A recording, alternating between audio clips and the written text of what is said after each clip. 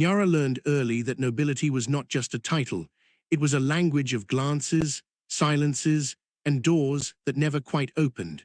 She was born in the servants' wing of House Valemont, where her mother scrubbed marble floors that reflected chandeliers brighter than any sky Nyara would be allowed to claim as her own.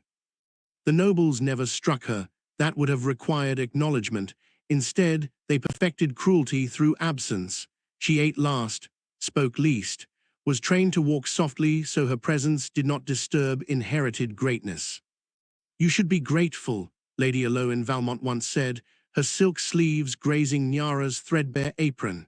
"Some girls are born with nothing." Nyara did not reply. Gratitude, she had learned, was the leash they mistook for kindness. What they never noticed was her mind. While polishing the long oak tables where men discussed land acquisitions and trade routes, Nyara listened. While refilling goblets during council dinners, she memorized figures. While delivering correspondence between wings, she read every ledger she could touch. At night, by candlelight, she wrote numbers in chalk on the back of discarded crates. She traced patterns in trade flows.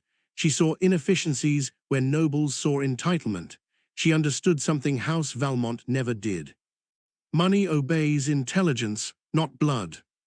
When her mother died, worked thin by years of service, the house offered Nyara a choice: permanent servitude or exile with nothing but a single season's wages.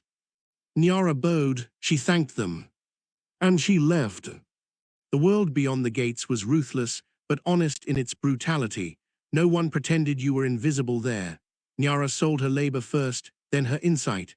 She advised traders how to move goods faster. She loaned small sums to struggling merchants in exchange for equity instead of interest. She built alliances, not through charm, but through precision. Within a decade, her name moved quietly through markets the nobles had never bothered to understand. Nyara Ashen, no house, no crest, owned shipping shares, grain reserves, and debt markers across 3 regions. She never announced herself. She let the numbers speak. House Valmont fell slowly, the way rot does, quietly, then all at once. Bad investments, over-leveraged estates, a prideful refusal to adapt. By the time the family realized they were drowning, there were only 2 hands left that could pull them ashore. Nyara's.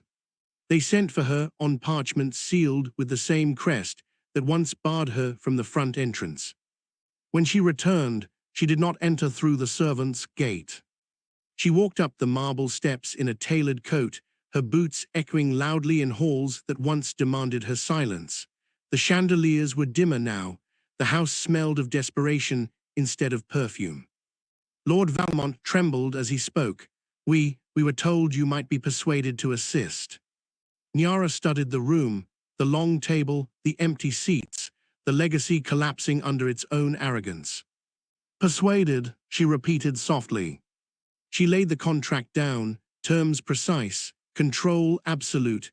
The house would survive, but it would never rule again. "This is not charity," she said. "It is acquisition." Lady Aloin searched Nyara's face for mercy, and found only calm. "You owe us," the lady whispered. Nyara smiled, not cruelly, but clearly.